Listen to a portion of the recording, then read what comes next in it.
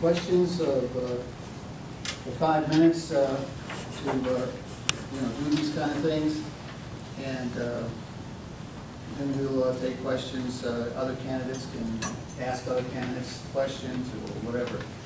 We'll can have a lively debate. Okay. So starting with Sheriff Hutchison, would you please go on 3 minutes? Your time is going. Go now. My name's Tim Hutchison. I am running for the state representative seat in the 89th district, a new seat that we just picked up from Memphis, Tennessee, Shelby County. We picked that up because of our growth here in Knox County, native Knoxvillian, and grew up here, went to West High School. Went off to college, came back, started a construction company, married a girl that went to Farragut High School named Jan Cole, and after 39 years, we're still married, and we have 2 daughters, Leah, who is a nurse, and Carrie, who is a special ed school teacher. And I have 3 grandchildren, and that's the fun in my life, my grandchildren. And they are 9, 10, and 12, and actually enjoy going out and campaigning. And those of you that don't know, may not be from here, or just came back or just moved back, I was a policeman at the sheriff's office for 33 years, the last 17 years at the sheriff's office. I was the elected sheriff, elected 5 times to the office of sheriff of Knox County. I worked myself up through the ranks, started out as a process server, and then went to work in the jail, and the last 9 years before I decided to run for sheriff, I was a lieutenant in a patrol division. And I retired from the sheriff's office about 5 years ago. And since I'm also a licensed contractor, and as I said, when I left college to come back and start a construction company, that was in 1972. And so I've been doing construction off and on, and last year I spent most of the year in Joplin, Missouri doing disaster relief, and then left Joplin, went to Tuscaloosa, Alabama, doing disaster relief, and then finished up in Arab. And don't call it Arab, it's Arab, Alabama. They will get thoroughly upset if you say that. But in Arab, Alabama, I just want to finish up the last of the disaster relief that I did last year. I'm running because I think it's time for a smaller but yet smarter government. I started many programs while I was at the sheriff's office without any additional tax funds. I looked for ways to start programs to help the citizens without asking for more tax-based money and more money from the taxpayers. And I think that's essential. I think we need to look at it as much as we can to help our senior citizens. They're on fixed incomes. My parents were, and my dad worked KUB and was a lineman, and I passed away a little over a month ago. But he lived on a fixed income from KUB and came out of World War II and didn't have Social Security. KUB didn't do Social Security back in those days, so they lived on just that. And I saw what it did to them as inflation and the cost of living increasing ate up all of their funds. And so I think that's a priority in our state. And in addition to that, we also need to promote jobs and not more laws. I'd love to see a law on the book that said for every law that we pass in Nashville, we have to take 2 off the book. So go find 2 to take off the book, and then we'll pass the next one. It just seems like all of our governments, from local up, it seems like they're just one more ordinance, one more resolution, or one more law from perfect society. That's kind of the way they think, and that's just not the way it works. So that's one of the reasons that I decided to run. I enjoy public service. I did it for 33 years. I enjoy helping other people, and that's the reason I stayed at the sheriff's office and became a police officer. But for those of you who live in the 89th district, I would appreciate your vote. All right, thank you. All right, Bo Pierce. Well, thank you. I'm Bo Pierce. I grew up on a farm in southern Middle Tennessee. First for my family to graduate from high school. My granddaddy couldn't read or write. Daddy dropped out of high school at the end of World War II. I was the first to be able to graduate from high school. They sacrificed and gave me the opportunity to come up here and go to college. I eventually married a girl from here. She helped me focus academically after wandering around for 3 or 4 years, and I finally got my bachelor's with her help, and then finished a master's. It planned on teaching and coaching. My bachelor's was in secondary education history, and got a master's in educational psychology, guidance counseling, and still planning on getting into education, but got a different opportunity to go into the housing arena. As part of the housing authority, I was chairman of our state housing association's legislative committee, 86 housing authorities across the state. So I chaired that for over 20 years and was actively involved with the legislature in reviewing housing bills, particularly since that's why I was there, and had an impact in shaping and preventing some bills. As Tim said, there's way too many bills. There's around 3,000 introduced every year, which is crazy. Early in my experience, local legislators from here in Knoxville, there was some crime at one of the elderly housing developments. Somebody approached him. He thought it would be a good idea to pass a bill to require 24-hour security at the elderly development. And who could argue with that? Except there was no money attached to it. When we found out about it, we intervened and talked to him and said, hey, this is an unfunded mandate. We love the idea, but it would drive people out of business or raise rents on the elderly folks. So I've been actively involved with the legislative process. I retired in March. I have a daughter. We moved into the 89th district out of college in West Haven. I have a daughter that went from Pleasant Ridge K through 5, and graduated from Carnes, graduated from UT, teaches now at Hardin Valley. She teaches history. I'm running to win. There's a rumor I heard in Carnes coming out of Hardee's this week. One rumor, before any rumors start, I wasn't in a fight. We don't care if you're in a fight. Did you win? That's right. You should see the other guy. But another rumor I want to put to rest is that Tim Hutchison, I don't know if you've heard this or not, talked me into running in the 89th to split the vote. And I picked up my petition August the 6th. That wasn't my rumor. I picked up my petition February the 6th, way before Tim did. I'm in it to win it. I think my education, my experience, my upbringing, my character, and personality can best represent the 89th district, and I look forward to the opportunity. Thank you. Ran over a little bit, sorry. No, you're okay. You're good for the time. All right, Mr. Kane, would you please give us yours? I'm Roger Kane, and I'm running for the 89th District too. I'm a business owner. I have an office on Oak Ridge Highway. I've been actively involved in the Carnes and Hardin Valley communities for about the last 15 years. I am originally born overseas. My father was a officer in the Army. I was born during the Berlin crisis, so my mother had 20 minutes to get everybody out of town. Otherwise, the Russians were going to take over. So I was born over there while my father was on tour. Got to Tennessee as quick as I could after living in Texas for about 15 years. Love this community, love the spirit of it. I got involved in the whole political arena 5 years ago with Black Wednesday. My mother is calling me from Texas going, what have you moved into? I mean, the things that were going on in our county government was making the newspapers in Texas and as far away as California, and that's just not acceptable to me. With all that going on, I started to see that if good people don't step up and do something, we end up just kind of, having the same people again and again. Now, when the 89th District was created, like Bo, I was one of the first 2 people to fill out and get my petition in. I think mine was probably in on about February the 20th. So I wasn't brought into this race to split the vote either. I'm in it to win. I've been a community activist in Carnes. I've been the Business Association president twice, keeping business good for Carnes. We learned a long time ago, if we don't stay active and energized in that area, and especially Carnes, Hardin Valley, and Solway, our businesses will all fly to Powell or Turkey Creek, and we won't have any. We used to have a hardware store years ago. People didn't stop in to see it. You know, we had a lot of other businesses that have just become, where they've just ceased to exist.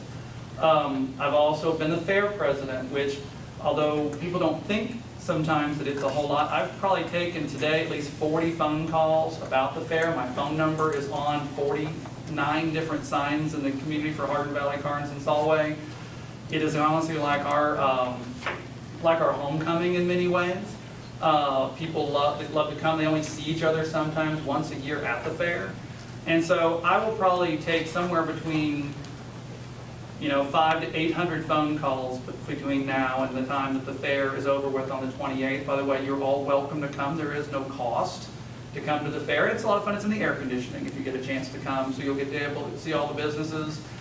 We have the Boy Scout rope bridge out there. We auction off chickens. There's a bunch of different things that go on. But getting back to why I'm running, there's a lot of things that, since I've been so active in the community, like raising funds at the Carnes High School and with Hardin Valley, so that we don't always have to come back to the taxpayer and say, we need another $35 million from you, or education's not going to happen. There is private sector money out there.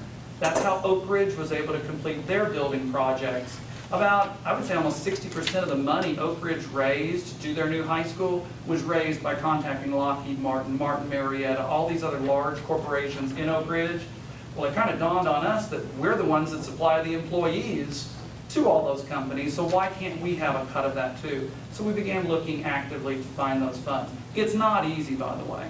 Now, I've had 4 kids. 2 of them went to Carnes and 2 of them went to Hardin Valley, and I've worked with both administrations, and I'm very familiar with the layouts of both of the schools.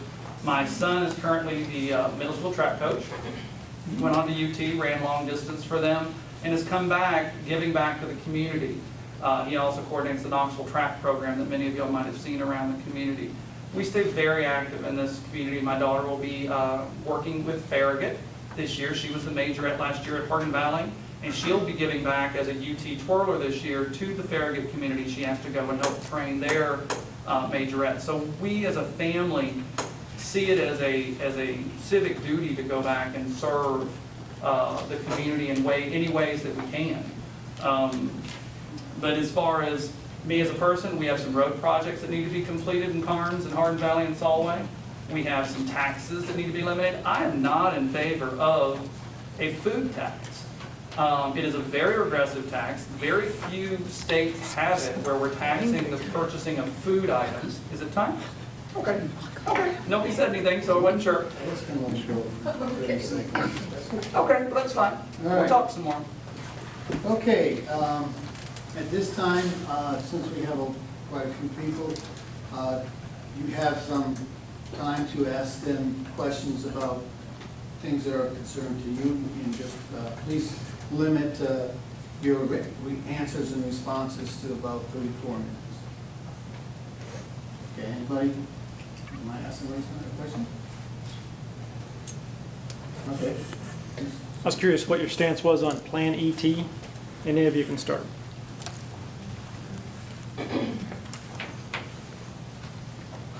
I'm familiar with Plan 8.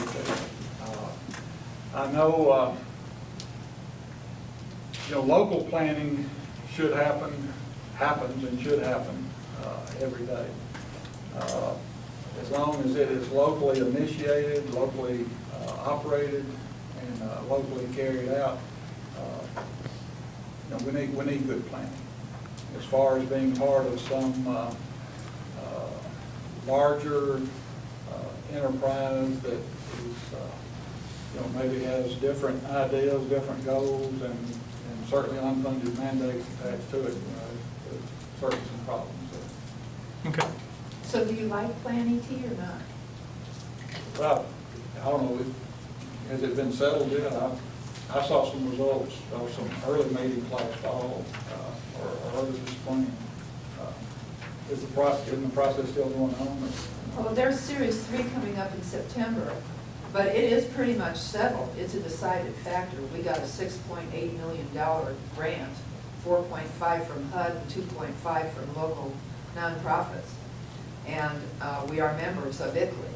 in Knoxville. So what I'm asking, and what I think people here would like to know is, are you backing Plan ET or not? We'd like to know if all of you are backing Plan ET. Again, I'm backing local involvement, local initiatives, local decision-making ability. You mentioned the grant. If that's planning money and no money to operate it, then that tells me, somebody's gonna have to come up with some local money to operate it, which is a problem. 2.5 mil is local. 4.5 is from HUD. For It's planning stimulus or money.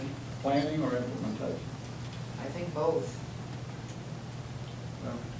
Again, we need to protect local taxpayers, whether it's something coming out of Washington, something coming out of Nashville, whatever.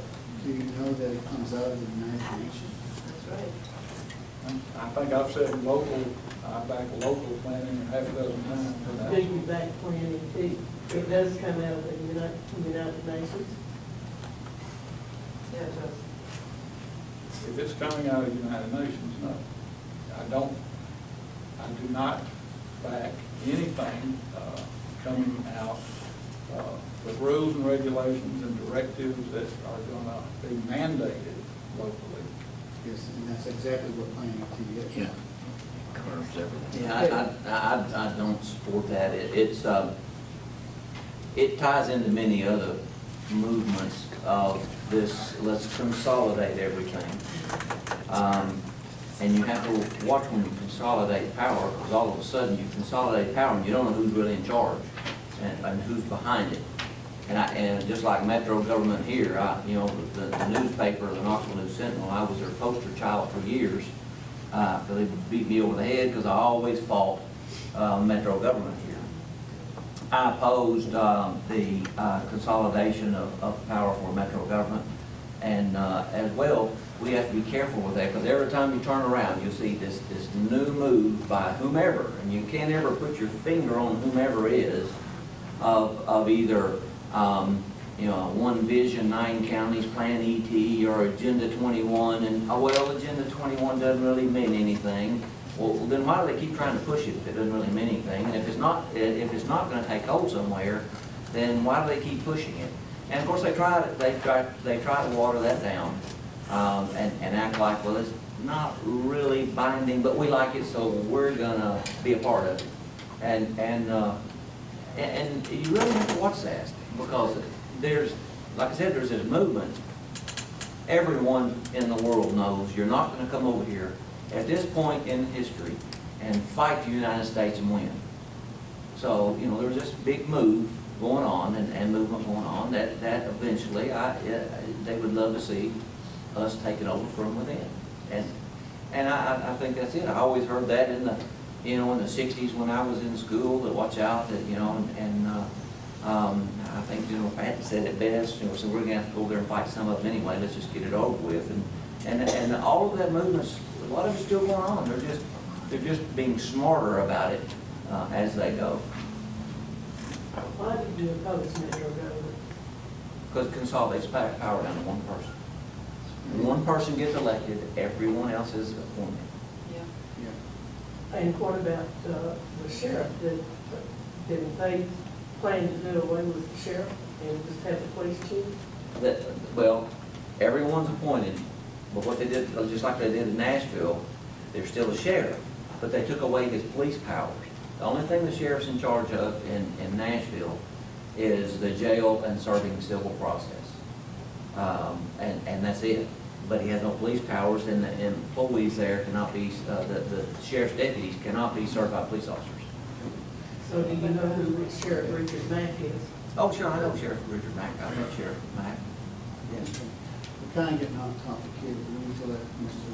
Kane have his say about, is he for Plan ET? No, I'm not for Plan ET. I am for local governments. I've seen this where you don't have good local governments implementing any kind of ordinances or zoning kind of things the city has laid out. I came from the city of Houston. What a messed up place. Even though they had some decent ordinances, they didn't enforce them. And you had whole sections of the city that looked like pasture land. and they would skip over, and then you saw finger annexation where they would go and grab up really nice subdivisions or beautiful, establishments, and would grab these things up without good local. Why? Have y'all been discussing it for months and years, and now it's become? Years, 25 years. Okay, so how is it not getting out, though, to where other people are finding out about this? Because honestly, I've heard about 9 counties, 1 government. I haven't been involved in that section because they've already gone ahead and thrown it out there. So how is it that the knowledge is not getting out there? People don't read anymore and read this book. Okay. Behind the Green Mask by Rosa Corey, this answers it all. Absolutely. Oh, Good that's read, good. and we can get you copies. I mean, I feel relatively intelligent, but, hearing that the Constitution does not allow it and no one has stood up and said this is unconstitutional, that I'm aware of. I've seen, and I read the paper every day, not only just the Knox News, not just the Knox News Sentinel, but other local, nobody has said anything Right, it's, above a whisper. right, because they don't want it to change. It's been So therefore, passed it's not covered. by every president It's since by the omission. first Bush. And no mayor has said anything about it? Oh, Mayor O'Hara has been all Well, for it. Yeah, We all know about her. Yeah. Go too. But as far as wanting it repealed, that's what I'm saying. Yeah, we the people need to get it repealed and to repeal that We need to push every ruling county from the mayor to Supreme do Court. that. But we have to get the Supreme Court changed from being appointed to being elected, so we can get these people, hold them accountable, and then if they cannot do the job that we the people want them to do by enforcing the state constitution, then we need to get them out of office, period. Let me, get 30 seconds on this anyway. Sure, go ahead. I'm That's generally what it's all familiar about. with the Constitution, but I could not have quoted that phrase you pulled out about collusion. That doesn't use that word, that's my word. It goes into long lists of what is collusion, like sharing money and public-private partnerships and all. It uses those words. I get a little uncomfortable with government abuses, but also, we can get off on a tangent real quick just by using the word collusion. I know you didn't intend to take it that way, you were being descriptive of it. Right. But, Tim's been in law enforcement, is colluding, with a neighboring. Well, it says no money can be given to any person, company, association, corporation, except by the election of 3/4 of the voters of the counties and towns or cities involved. Is colluding with a neighboring county, working on extradition, to get a prisoner in, and. Well, this specifically mentions the money. It specifically mentions the money. It specifically says that in another article that you can't take away property, which is part of this agenda. But the money was given to the city of Knoxville, correct? Or to the MPC? Well, that's the problem. The problem is NPC is appointed. Right. They're not accountable to anybody. That's That's part of the what problem with Knox County. I mean, if you're talking about, Knox, Mr. Kane mentioned about the helicopters, I mean, there's not any real cost there, but we're talking about money that was given to the NPC, appointed body, and now they've gone out and colluded with 9 other counties. That's right. and also, the big push now What do you is mean, the Kane? platform. Well, and we've all paid for it because it's all stimulus money. It's from the trillions that came from stimulus money. Union County pulled out. I'm sorry. Yes, they did. Mark Union Williams County, pulled so out. so now there's only 4 But counties that they're. when he trying to did, I didn't hear him pull out for the reasoning that you're giving. I heard him pull out because he wasn't getting the benefits he thought he was going to. Well, he has to write a letter to the Transportation Division, Yeah. to Jeff Welch. So in other words, he did it for the wrong reason, but. No, he did it for the right reasons. He didn't He state termed it just that. politically. Yeah. Okay. Okay, is there any other questions from the audience? I'd like to Go ahead, ask, great answer. I'd like to ask Mr. Kane, you talked about in your opening remarks about Black Wednesday. The sheriff retired 5 years ago. And I don't know if you're aware, but since Black Wednesday, almost 5 years ago, we've had over 30 different new county commissioners. The courthouse has been turned over numerous times. Is that really an issue today? I think so, because it goes to the spirit of the heart of what was going on in Knox County. 5 years ago, I was living my life, raising 4 kids, running 2 businesses, and trying to just do everything to enjoy my life in Carnes. And making sure my kids were well behaved, that they were well respected, and that they looked out after the Kane name. That's my father told me, that's all we have in life, many times, is our name. And it better be respected in the community. When I saw the abuses going on, with county commissioners switching positions, and county officials stepping away and appointing their next in charge, who then appointed them back as consultants, that is abuse of power. I don't know how else you can explain it any other way. So in the Carnes community, you're specifically referring to Mark Kaywood and Sharon Kaywood. Correct. You're running against the former sheriff. Yes, sir. Is there anything you can point to that the former sheriff did here in Black Wednesday? Well, from what I understand, and I'm not an expert at everything, but the former sheriff stepped down and appointed JJ, who then hired back Tim as a consultant of some type, so that Tim could continue to get his pension, which is now at $90,000, if I'm not wrong. But that was Well, okay. I was Republican Party chairman at the time of Black Wednesday. Okay. And the former sheriff did not appoint J.J. Jones. Okay. The commission appointed J.J. Jones. All right. And to clarify that a little bit, since you continue to talk about it in the community, I did not ask any commissioner to vote for any person for any position before the vote or during the vote that day. I wasn't there during the vote that day. And So what happened? JJ did not rehire. JJ did not rehire me.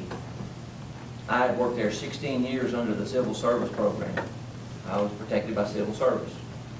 And the civil service rule is that anyone that is under civil service leaves the civil service for any other position in the sheriff's office, such as the courts, such as sheriff. The minute that that person is no longer in that position, can step back under the civil service. JJ had no choice in the matter. I chose to step back in it and stay there, not as a consultant. I stayed there as an assistant chief until I did retire. There was no reappointment, no taking care of my buddy. I didn't ask anybody to vote for JJ. As a matter of fact, I publicly stated the only thing I care about, I'd like to see someone appointed to the office of sheriff when I leave that is from this department, that knows this department, that knows the history of Knox County, and knows what this department's about on serving the people. That's the only thing I publicly said. And the rest is just lies by 2 or 3 people in town, and that's where it started, and the Sentinel was glad to spread it, because they never liked it. The New Sentinel took over 1,200 pictures today of Black Wednesday. I'm in 2 of them. That's when I was replaced at 9 o'clock in the morning. I left at 9 o'clock in the morning and never went back. And then JJ took over from that point. And from that point on, it was important for JJ to make sure that he had a working relationship with those individuals that were elected. But what happened on that particular day is the newspaper came out and said, oh, there was backdoor deals. If there were backdoor deals for Chuck Bolas, Chuck was one of the ones appointed that day. For Chuck Bolas to be appointed, it took 9 separate votes of commission. 9 separate votes of commission for him to finally be appointed. Now, there's no backdoor deals there, because when there's backdoor deals, somebody's going to get voted first round on the very first pick once the deals are made. To show you that there wasn't any deals, Lee Trammell, it took 11 separate votes to get Lee Trammell appointed. I mean, I wasn't up there, I was told this later. And to me, that's pretty good democracy at work. I mean, if it took that many times for the commission to jockey back and forth to finally come to a conclusion, there's no deals made behind the scenes that the New Sentinel tried to portray. Now, what the violation of the Sunshine Law was, and this is, Roger, where you get a little confused with the law, the only people who can violate the Sunshine Law are the county commissioners. No one else. No one else has a vote. No one else can appoint.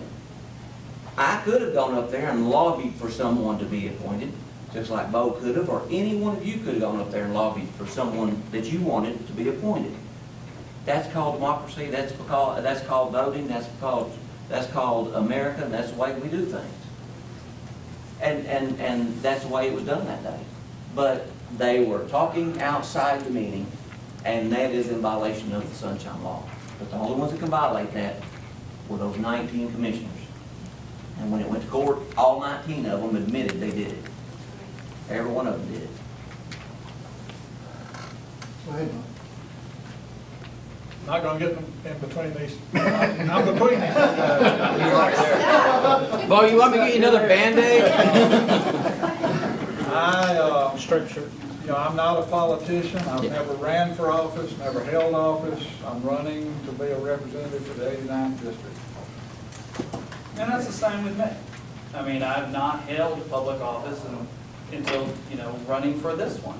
And I think we have good people who have not been in the party establishment or who have not been in a prior office, who have great ideas, who can bring this district forward, going forward through time.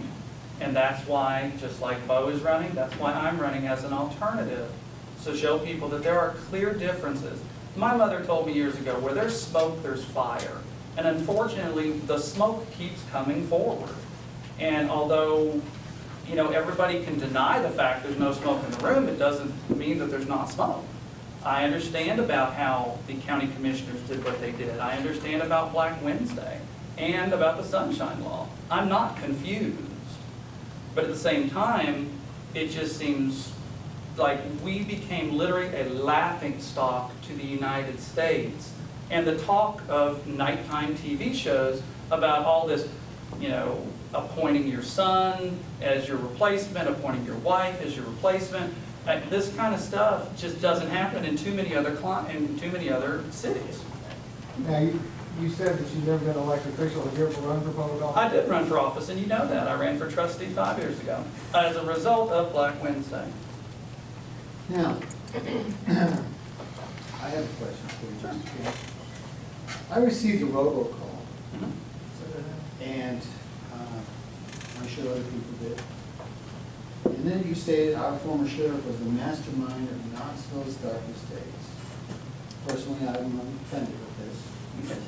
And I'm wondering, as you heard the sheriff explain what really happened, without the bias of the newspaper, it has nothing to do with the important issues of today. You need to, if you can't attack on substance and issues, why do you attack on innuendo? Here's why. That's poor campaign policy in my opinion. Well, here's one of the reasons that we chose what we chose. Smoke is what smoke is. Now, people said, well, I had people call me and say, well, gee, Roger, why weren't you down there on that last day to turn in your petition? And it's like, because the rest of us turned ours in February. Now, if you want to get an indication of what kind of state representative you will have, when Tim showed up, if I'm not wrong, the news cameras were there. Now, I don't know if they were there because you asked them to be there or just because it was a random time when you showed up. And again, the smoke and fire thing. But that's what I'm telling people, that they can expect out of a representative from what you can see in the process. I know 5 years ago is 5 years ago. We all got to move on. That's why I asked the question about 9 counties, 1 government. We've had it for numerous years. But obviously no one spoke up about it until, hearing about it this evening. That was the first time I'd ever heard that there was a problem with it. All you can do is check the character that goes on day by day. You don't see the other candidates doing these things, and I'm sorry if you were particularly offended by it. It doesn't change the accuracy of it. There were people who said those exact words, and that's why they were used. So you may not agree with it, doesn't mean it's not true. Well, I would let Sheriff Hutchison, please respond to that. Yeah, I just think that, me personally, I've run against a lot of people during when I was sheriff. The News Sentinel was always trying to encourage someone to run against me. They hated me. But if I couldn't get elected off of my abilities and my experience and my beliefs, and was solely gonna rely on trashing and lying on someone else, I wouldn't run for public office. And that's just the way I feel, that it was rumors and lies. The newspaper never really said that. The only one that said it was one county commissioner, and one of the most liberal reporters in this town. I started it before he said it.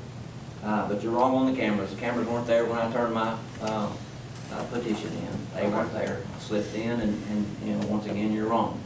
And you need to be real careful. If you're gonna go to Nashville and represent us, I have a problem with someone going to Nashville to represent us that's gonna make decisions off of rumors and lies.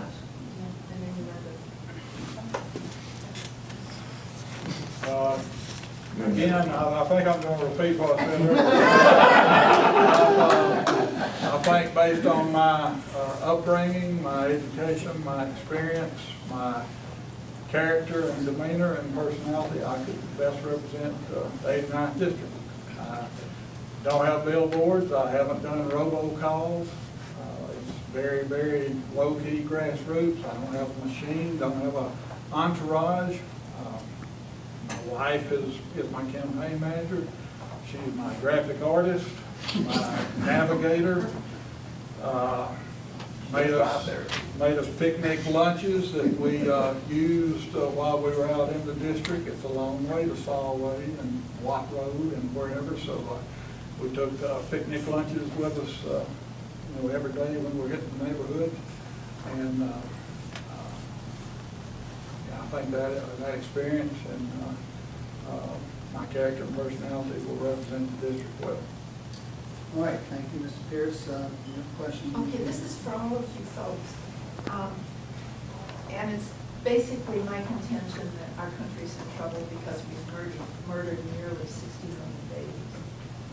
I've gotten 2 of these flyers from you, Roger, pretty slick flyers. And it says that you've won the endorsement of Tennessee Right to Life. But you also say that you are pro-woman as well as pro-life, which sounds a little... and you also say, I'm not out there to overturn Roe versus Wade.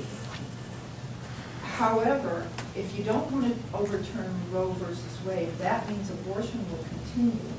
It will probably continue at the same rate. And with the culture of death in America today, they are not only murdering babies, but they are taking their little bodies and using them in scientific experiments. And every time you go to, what's the big coffee shop? Starbucks. Starbucks uses Sonomics enhancers for flavoring made from aborted baby cells. Starbucks, but there were others. Several others. Campbell's backed out, but Nestle, a whole bunch of them are in it. So, yeah. That's right, that's right. So, are you fully pro-life, or are you pro-life but you want to let a woman choose to murder her baby? And that's for you other 2 gentlemen as well. So who would you like to start? You. Okay. You're referring to a Metropulse article, I do believe. The woman put that in there. She did not listen to what I said. She asked me a question of, do you plan to overturn Roe versus Wade? My response was, that is federal legislation. I do not have control over what happens at the federal level, only in the state. But that didn't get into the media.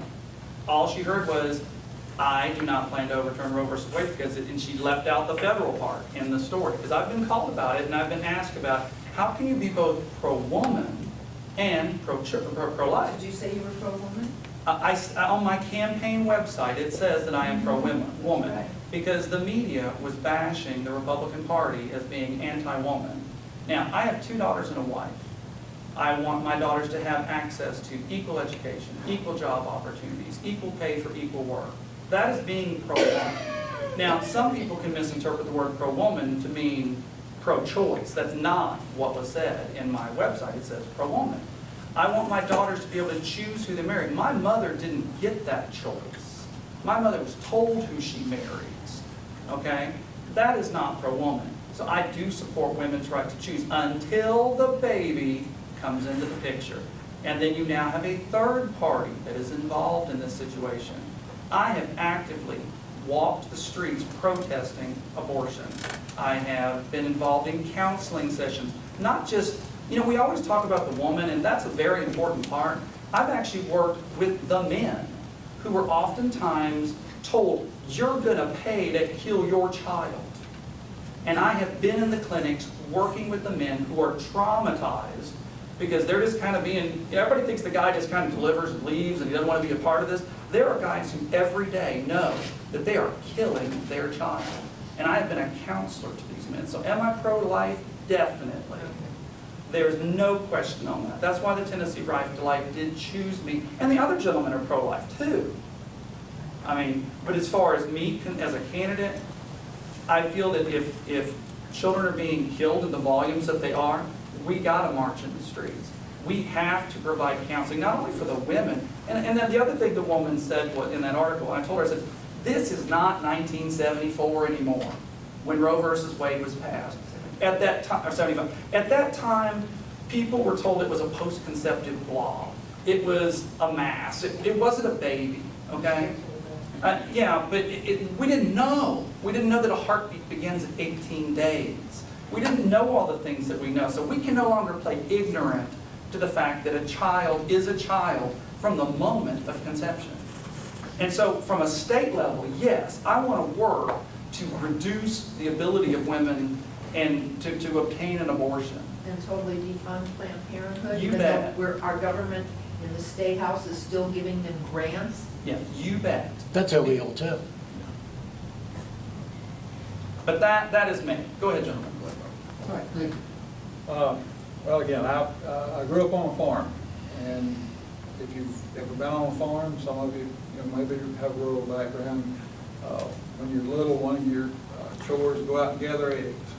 And if you've gathered an egg that's been fertilized, by setting in to get in and crack that egg open and see the vessels and the capillaries that are already formed. I was glad to hear Roger say, I believe, as he just said, life begins at conception. That egg was becoming a chick. And we've got to try to shift the argument back to respect for that life. It's not a choice. The guy, a young man in Colorado, made a choice to do what he did. If you want to try to equate those kind of words and look at the lives he took, and we're mourning and trying to scramble around and figure out why.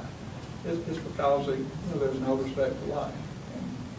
And that's not the only issue. There's all these video games and a separate reality that a lot of kids are growing up with, and they're kind of detached from real, true life and death situations, in my opinion. But it gets down to a basic respect for life and the acknowledgement of life. I've been a part of Character Counts. It's a national program, and we have a local chapter here in Knoxville that it's volunteer. I've got a good board and some good volunteers that work in elementary schools, after schools, excuse me, particularly with PTAs and PTSOs and those kind of organizations, so that it doesn't cost any money. It's all volunteer, and it doesn't disrupt the classroom period. But we do training for the students, young students, and for the parents, character counts training. Just trying to bring about a little more character and decision making in our young people, which will benefit the teachers in the classroom. It'll benefit the employers later on down the road if we get a little more character in our kids. What materials do you use to teach character counts? It's the Josephson Institute. He was the national founder of a lot of the character counts programs 20-something years ago. I could get you a copy if you give me your name. We've done in the district. We've done Norwood, Pleasant Ridge Elementary, and Ball County Elementary Schools. So we've done character counts there. And you're trying to implement it? Sure. They're incorporated into the, and that's a good point.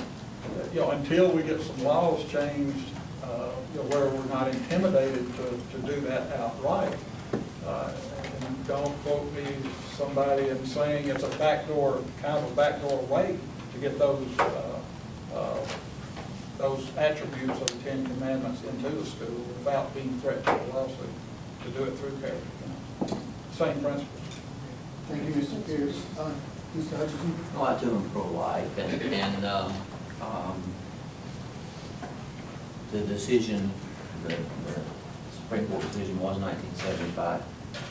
But it was heard once again in 1989, and I was sitting in the Supreme Court during the second Roe v. Wade argument in 1989, spring of 1989, and was up there and got to go in and listen to those arguments, and you know, I thought the arguments were clearly on the side of pro-life, but the majority of the court still being liberal in those areas, it wasn't going to reverse what happened in 1975. And that's the problem with our Supreme Courts, because once they make a decision, it's real hard later on for a different court to reverse what an earlier court has done. They just don't like doing it.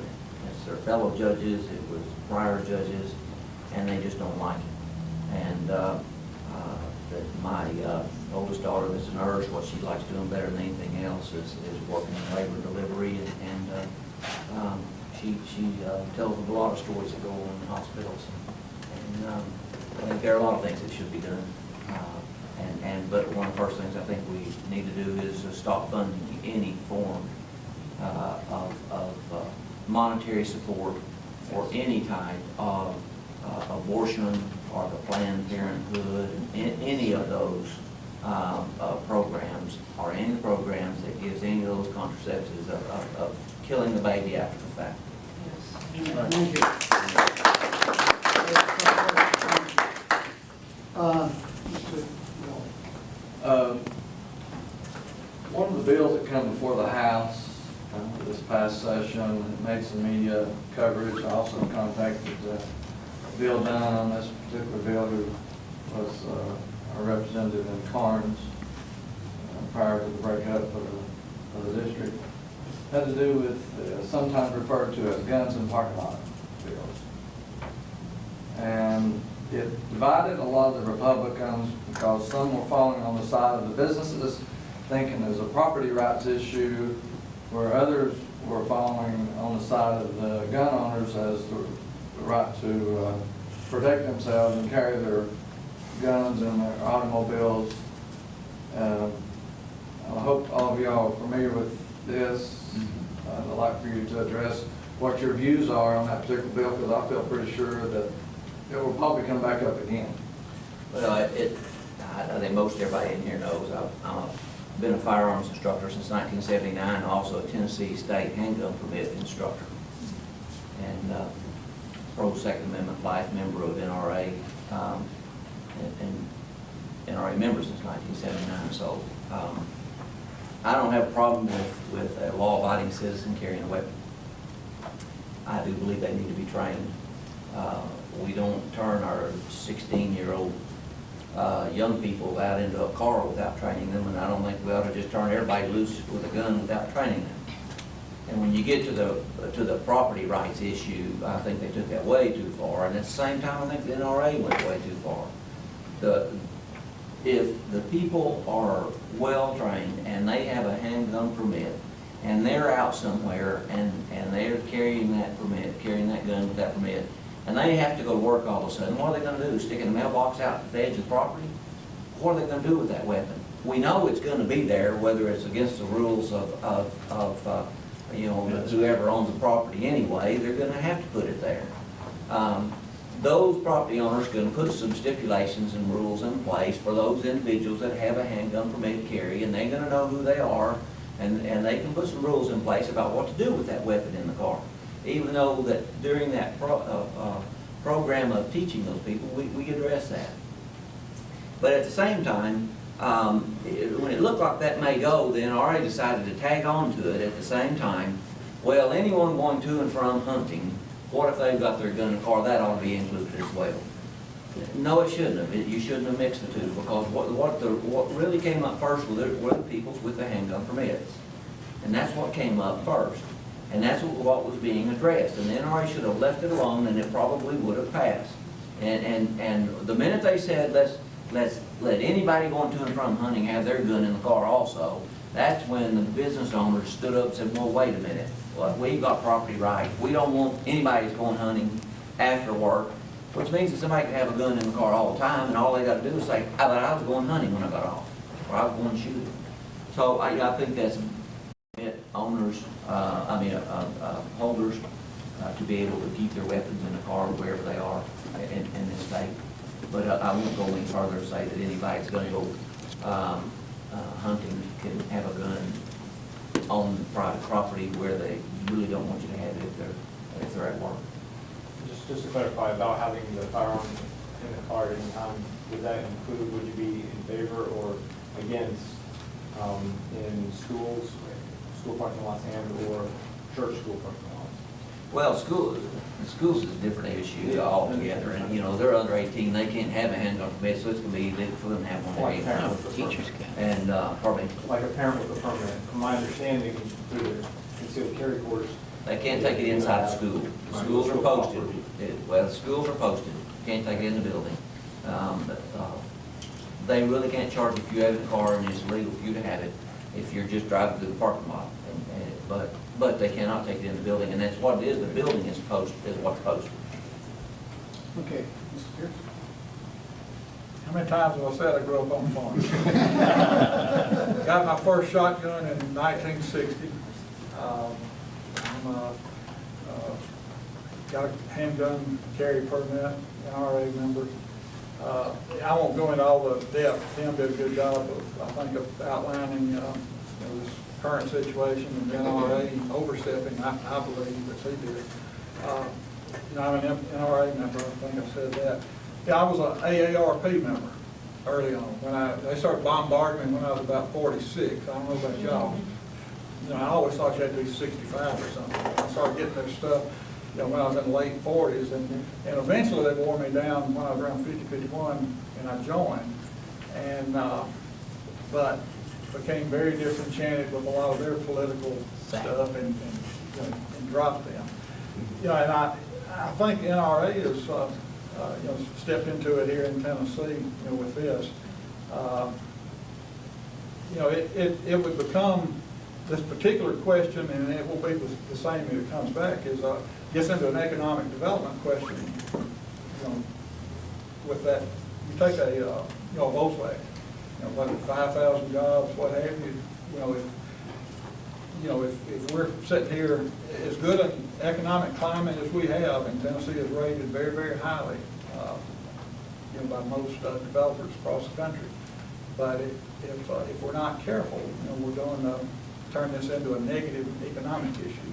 So we give up some rights for some economic gain? No, I didn't say that at all. But I certainly would want any legislation introduced, like last year, to be vetted up one side and down the other. Transparent hearings, have everybody at the table. I've used this phrase before, and thankfully nobody's stolen it yet. An old friend of mine in Washington told me a long time ago, if you're not at the table, you're probably on the menu. And gun rights, property rights, they're going to be at the table. If I'm down there and involved in those hearings, we're going to be at the table and have it properly vetted.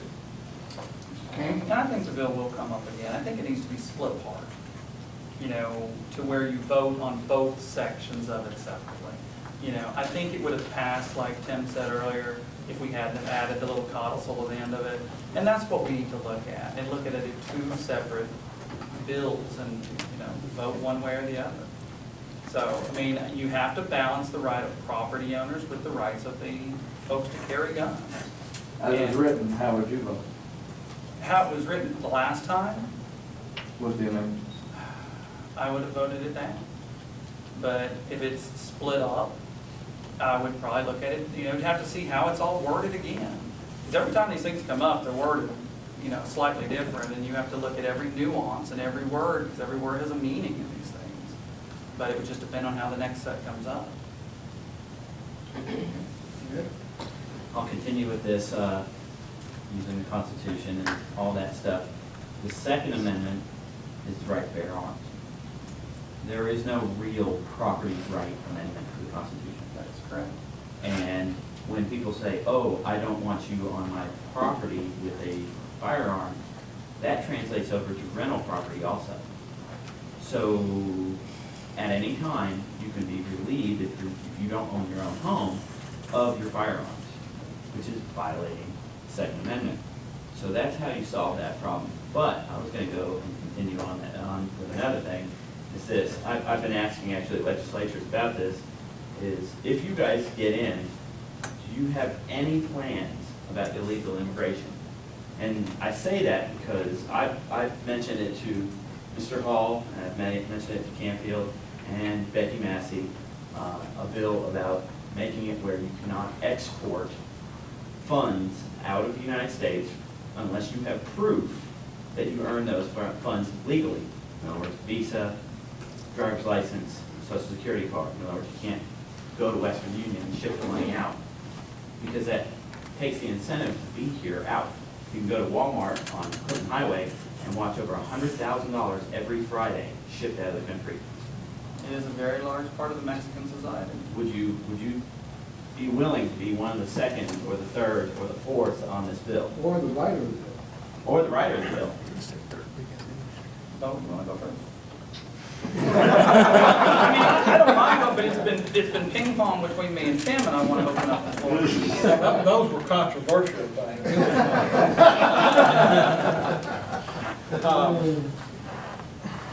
I certainly have a concern about illegal folks in this country, in this state, in this county, and their effect on our economy through exporting their income, through our indigent care, hospital costs, jail system, incarcerating them, turning them loose and they're back like a bad check. We got a real problem. It would certainly bring a spotlight to Tennessee, and it's certainly something, again, in committee would need to be vetted very, very closely. Get the wording right, where it's going to stand, muster, and but properly worded, properly presented. Yes, I would be involved with it.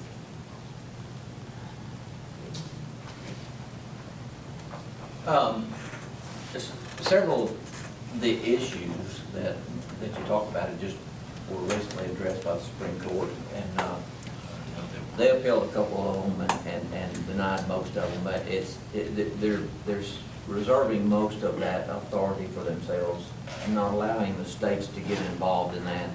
And back, when I was a sheriff, I mean, we would find, dozens of them around, and we never could get ICE.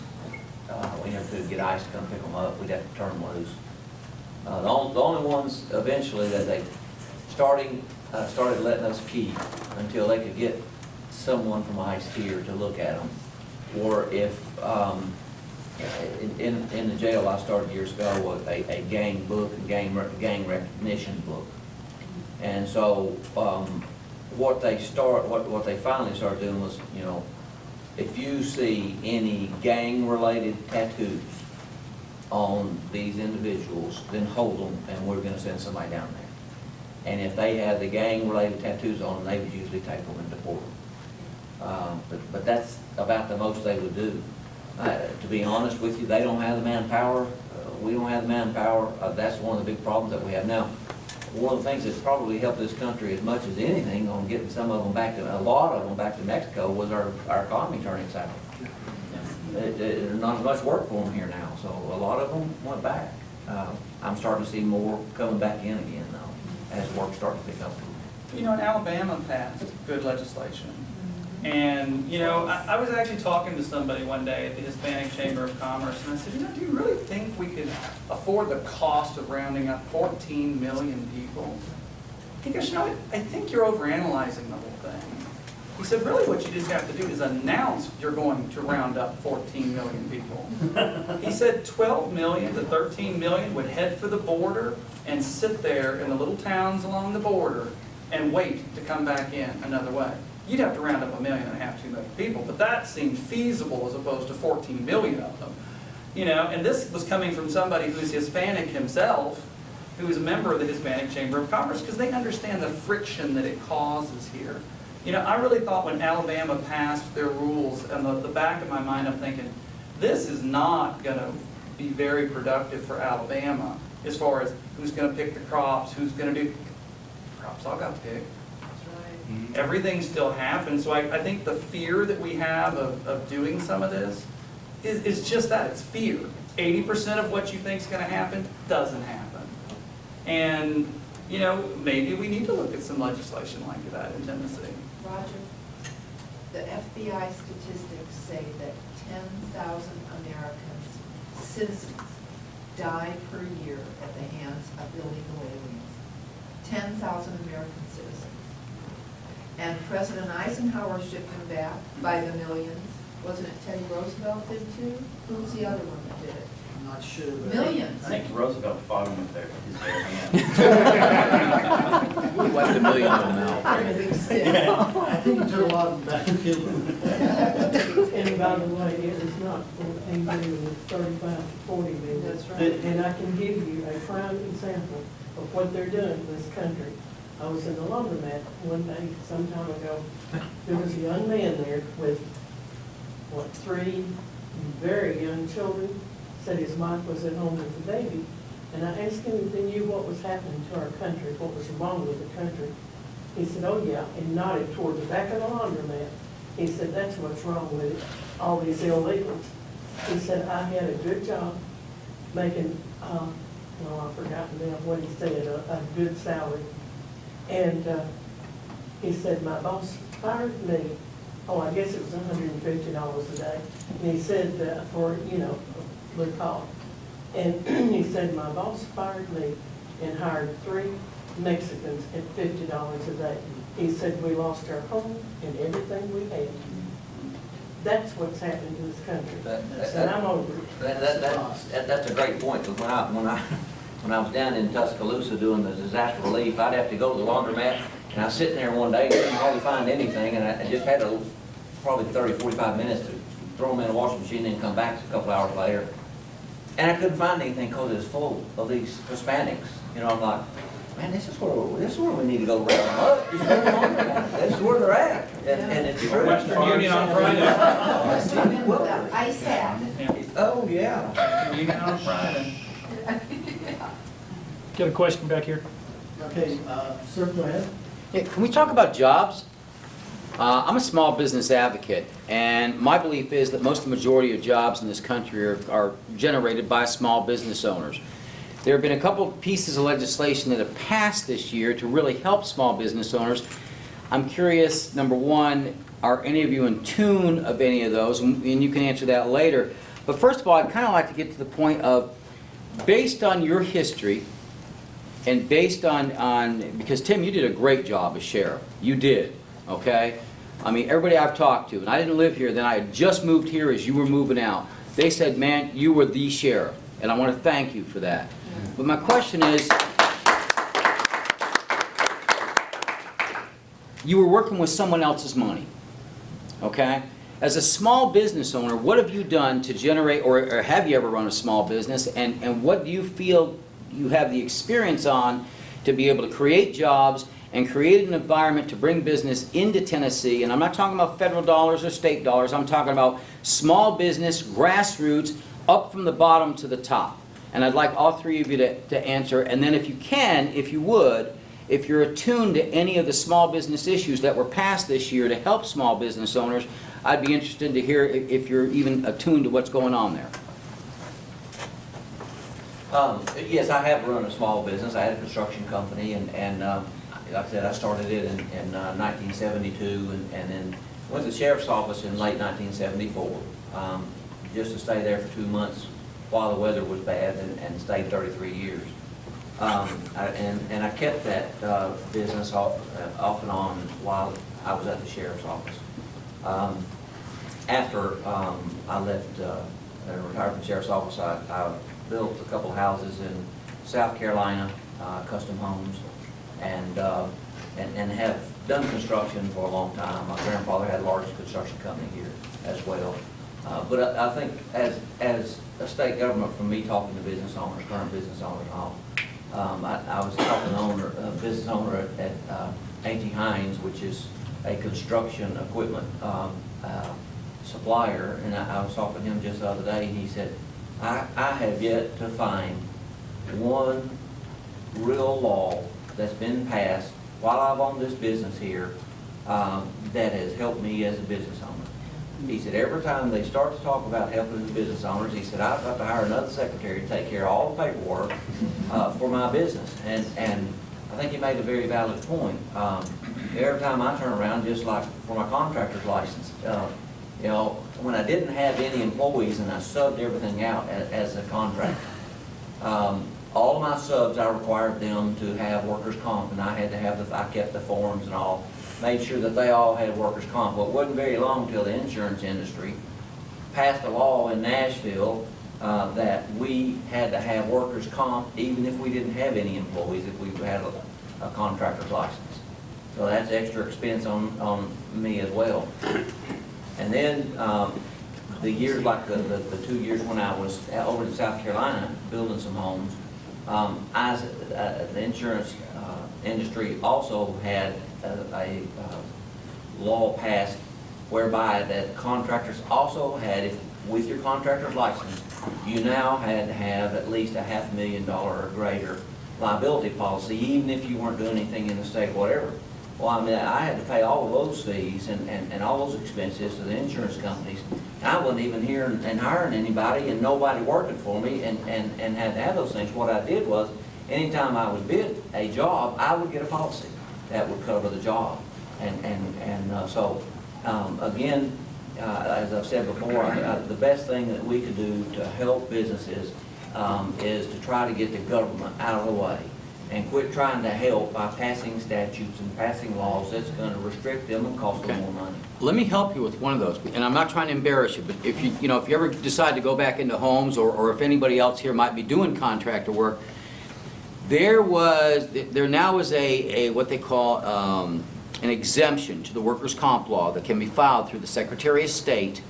Okay, they've just lowered the fees on that this year, and that would allow a small individual contractor like yourself and your subs, if they had health insurance, to carry that exemption on themselves, because it didn't make sense to have them carry a workers' comp policy which wasn't going to cover them anyway, all right, and still carry full health insurance.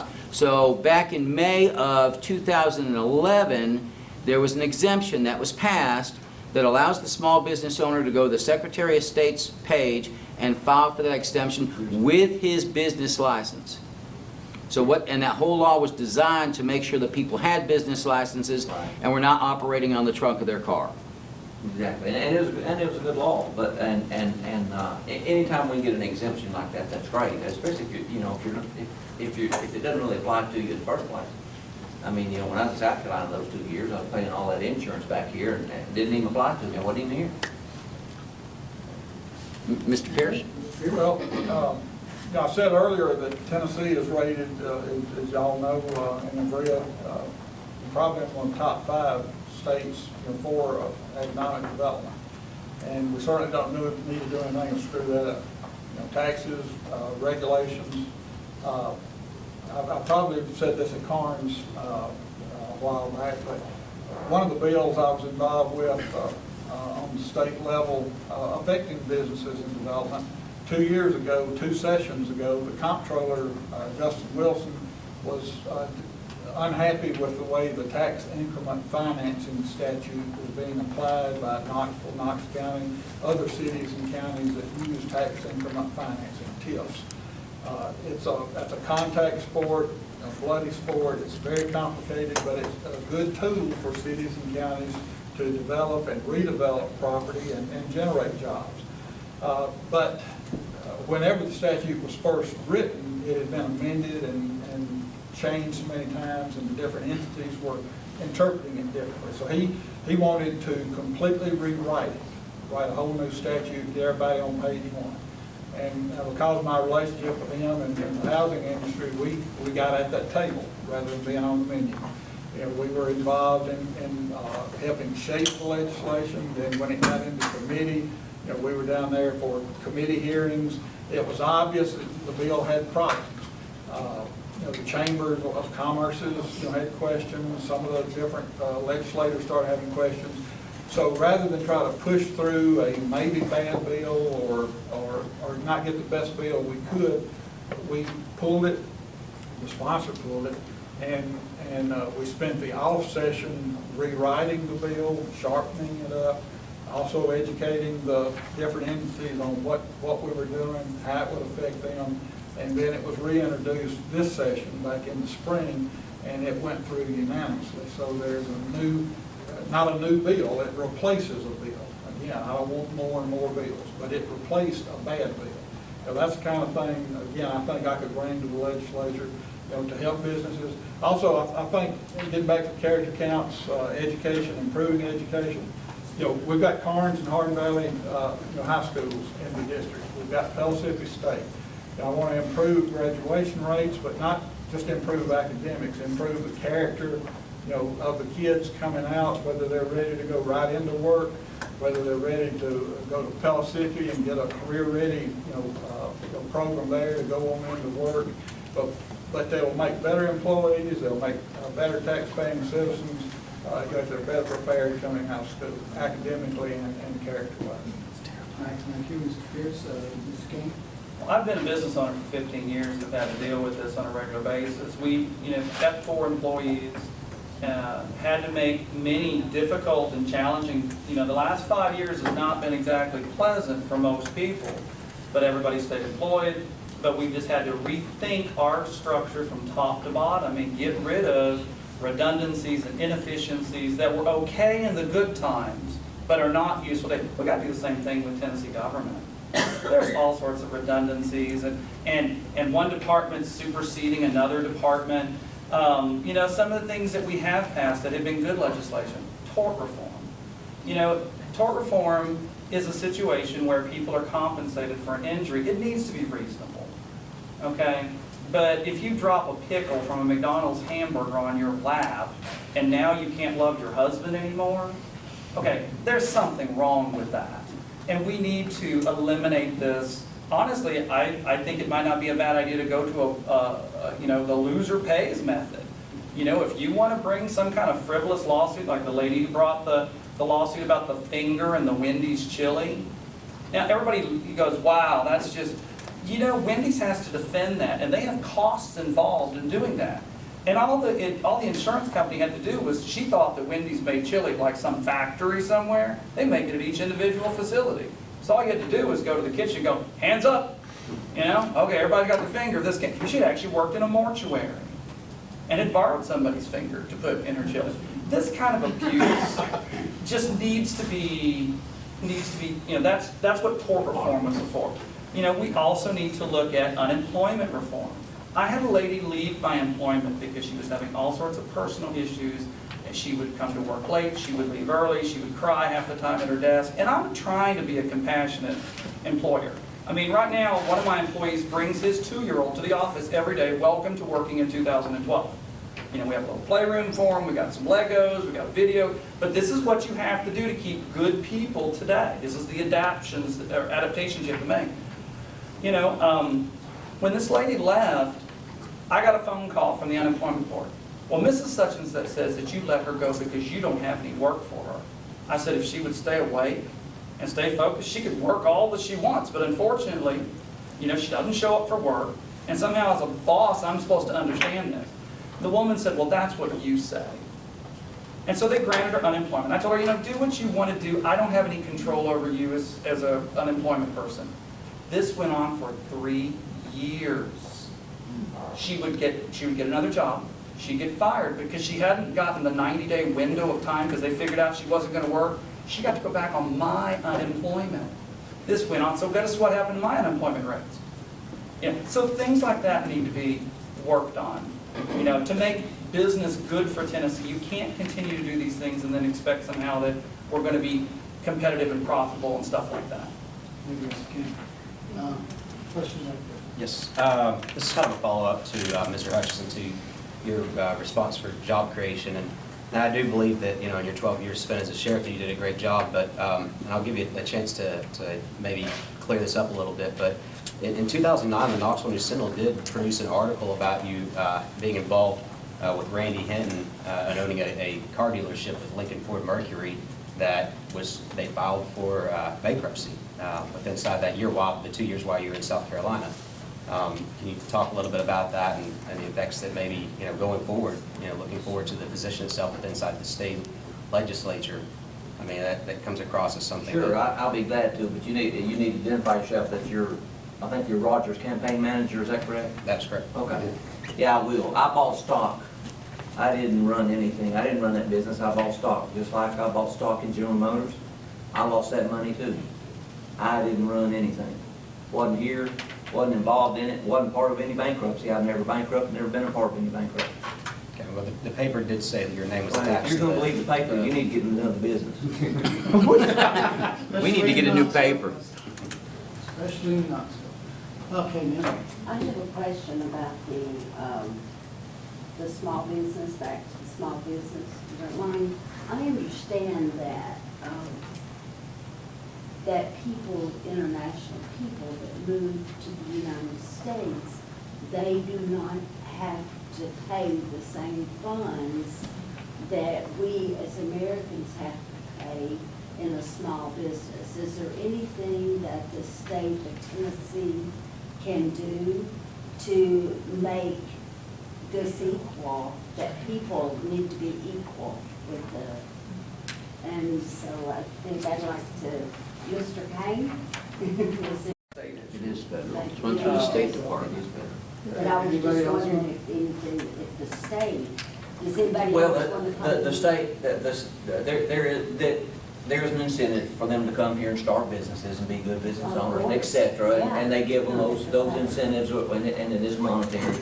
But at the same time, the state's not gonna be able to change or affect that in any way, but other than us, the state wanting to implement more taxes on those particular businesses.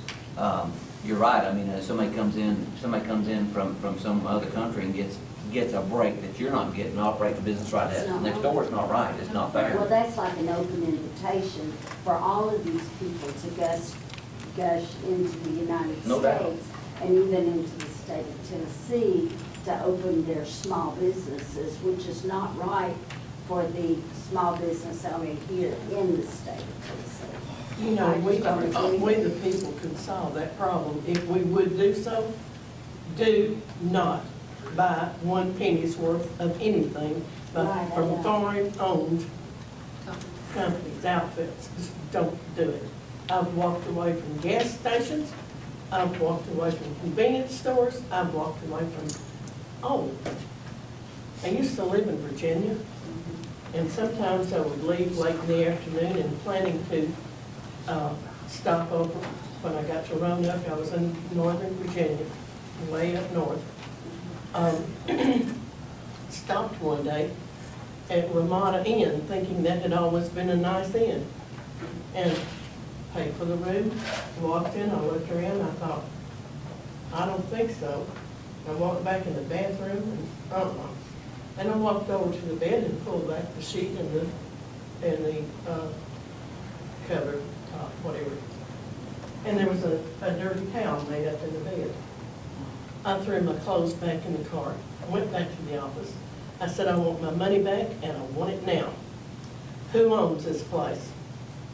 Foreigners. I said, take a good look at this place because you ain't never going to see it again. And went down the street to a lesser inn, but it walked in the door and I said, who owns this place? And the lady started laughing. She said, I see you've been to Ramada Inn. She said, we get a lot of your customers. She said, by the way, did they give your money back? I said, you bet they did. Had I not gotten my money back, you would have heard me down here screaming at them. And she said, well, most of them don't get their money back either. So, You said something about the state of Tennessee being able to charge maybe more taxes to these No, you really people. can't do that. I don't know, can we do that? without discriminating? Well, only if it would be foreign held. Yeah, Yeah, you you- can't, that's the thing, is if they live in a foreign country, this is a federal issue more than anything. It is. Yes. So I guess, Over here, look at this. no, it's a federal issue, and when they do when they do the subsidies, where it's like something where they come here and stuff like that, most of the time those subsidies are actually directly related to their visa status. To see what a visa costs, it's something like $26,000 to $36,000 per person. So when they come over here, sometimes, now it depends, because sometimes there's cream of the crop. Like my wife, she's from China, and she's a research student. That's one thing. And of course, she doesn't get any of that. We have to pay for that. We have to pay for that. But there are some people that have figured out how to game the system on the federal level, where they come over and they open, and the irony is they're usually Middle Eastern, and they're opening a gas station up. So I'm like, wow, hand in hand in hand. But they will get federal kickbacks on visa status, or it's nothing to do with the state. In fact, none of these men could actually do anything about the situation. I was going to ask, since marijuana is already Tennessee's #1 cash crop, Dude. what would be your stance on medical and/or industrial hemp? You can start first since you grew up on a farm, Bo. Is that an accusation? We raised cotton, one crop of cotton. Luckily, I was too young to be counted on for any hard work. I'll never forget my folks and grandparents, folks hand picking with those long bags, if you've ever seen that. Anyway, I don't think we need to go down that road. Now, I did mention industrial hemp, which the Constitution and the Declaration of Independence is written on hemp paper. I understand. But in the current climate, I'm not inclined to go either way. Okay. I watched a show on medical marijuana out of LA, and if you open that crack, Pun intended? yeah, that's not really, sorry, I didn't even think that. No, I mean, if you open up that little bitty wedge, how about that? They said that in the city of Los Angeles, there are 700 medical marijuana facilities. Now, we're talking about a place that probably has 10 million people. Are there that many people with glaucoma and cancer and that need? Yeah. I'm thinking these, and they adapt because the guys learned how much they could carry in their car, because they actually have home delivery service with this. So you call your medical marijuana people, they come and bring you, whatever variety you want, and they've learned to carry just enough below the state limit, so that if they get stopped by the police officer, they won't get arrested. We don't need that here. We really don't. I mean, there's already enough marijuana growing on around here. It's anytime you can cut down some of our national forest or go in the backwoods somewhere and plant, some people do. And no, we don't need to open up that door. All right. No, I don't believe in legalizing any of it. It's mind altering and we don't need it. And as far as, yeah, it is #1 cash crop, and it wasn't too long after I got the helicopters, I lifted off over at Island Home and took off and turned, and I was going to head north because they had a pursuit going on, and I just happened to be over there checking on the aviation unit at the time. So I got in a helicopter with one of the pilots, and we took off and flew over the Knoxville Police Department right next door. What's the name of those towers right next door?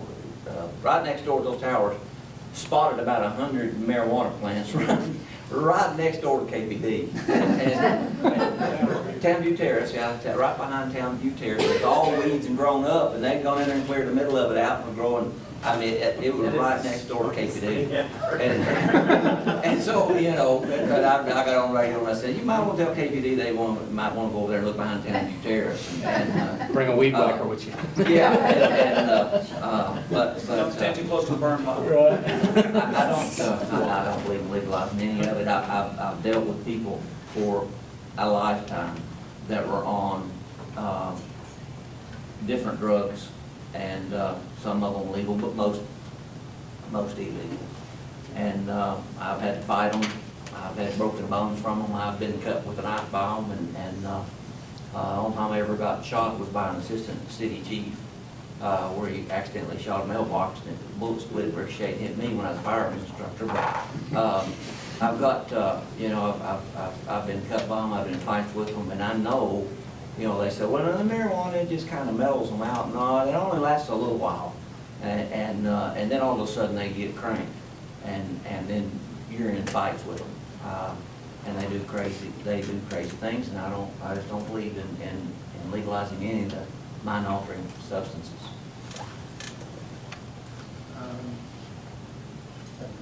Just for all three of you, what is the one thing you want to tackle when you get to Nashville?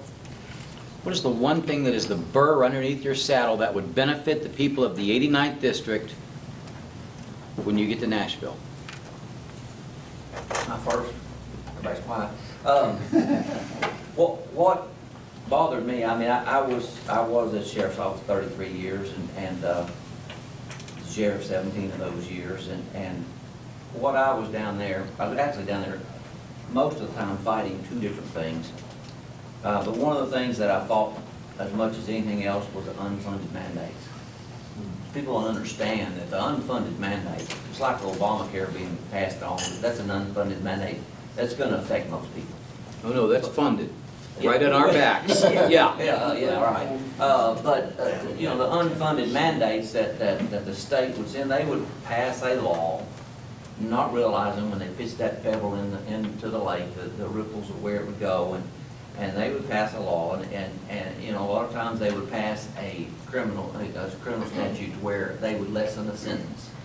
And if they lessen that sentence from a felony to a misdemeanor, that means we had to keep those people in the local jail. So if you wonder why every county in this state's always having to build new jails, that's because the state quit building prisons, for the most part, started reducing felonies down to misdemeanors, and that's on drug dealers too, and started reducing those felonies down to misdemeanors, and as a result of that, all of our property taxes continue to go up. The sheriff and the county commission would have to stand up in front of everybody and ask for more money and increase the taxes when it was the state that really put that to us. It wasn't a local problem. It wasn't a local issue. And there are many of those legislators down there that are aware of that. But when it comes to balancing the budget, sometimes they just kind of ignore it and they'll pass it and it'll go on. And in the last couple of years, some of our legislators, they have been better in the last 2 years probably on not doing unfunded mandates as much as they used to. But that's probably, and they're tied together with the crime with unfunded mandates. Mr. Pierce? Mr. Pierce was my daddy, just will be fine. You know, I'm running to represent the district. I honestly do not have a particular burr under my saddle. I don't have you know, some kind of burning issue that I want to run down there and try to attach my name to. You know, any of us, either of us that get elected are going to be a freshman legislator. You know, there are 99 state representatives in the General Assembly. And, you know, I want to monitor the legislation that's introduced, as we've talked about, particularly anything that could affect the 89th, represent the 89th well, and do it with, you know, character and honor and integrity. King? As far as I'm concerned, it's very similar to Tim. It's about mandates. The federal mandate's coming down, the state mandate's coming down. If you don't have funding for any of these things, we need to, I would even look at maybe passing a constitutional amendment here in Tennessee that unless you provide funding attached with everything, just don't bother. Funding not based on debt. Yes. Well, we have a balanced budget amendment here in Tennessee anyway. We have to balance the budget every year. Debt isn't revenue, it's debt. Right, and we can't continue to do that. You know, but when we have federal mandates, and although we talk about the Affordable Health Care Act, which, you know, we like to call Obamacare, I mean, that thing, but there's others out there besides that one. You know, and these are things that if you're going to, just like so many of the stimulus package things that came down, there was money in the beginning.